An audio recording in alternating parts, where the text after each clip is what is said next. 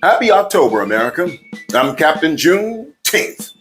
History is fundamental, so let's discuss the female patriots and traitors of the Civil War. Today, let's talk about a Southern Belle who was also an unwavering abolitionist and spy for the Union, Patriot Elizabeth Van Lew. Elizabeth Van Lew was born on October 12, 1818 in Richmond, Virginia. As a young girl, Elizabeth was educated in Philadelphia, where her grandfather was the mayor, and it was there that she developed her strong anti-slavery sentiments. She returned to Virginia, and when her slave-owning father died, she and her mother freed all of his slaves. Shortly after the Civil War began, Union prisoners of war started arriving in Richmond. Liddy Prison was where the Confederate government housed Union officers, and it was also located close to Elizabeth's home. In order to get information to the Union Army, she set up a network of relay stations using former slaves and Union supporters.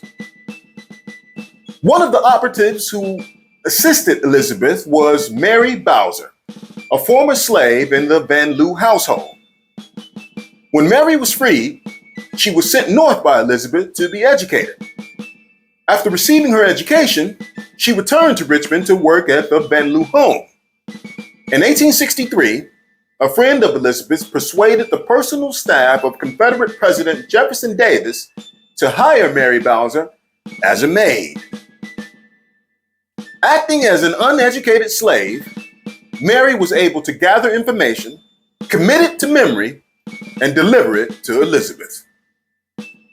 On April 3, 1865, when Richmond surrendered, Elizabeth immediately raised the Stars and Stripes over her home, much to the chagrin of her neighbors. It was the first Union flag in 4 years to fly over Richmond, and the first to be on full display after the Confederacy's defeat. Elizabeth Van Lew was a Southern belle who defied her own community to live by her values, risking her life, reputation, and freedom to uphold American principles. That's why we celebrate Elizabeth Van Lew, a patriot of the United States.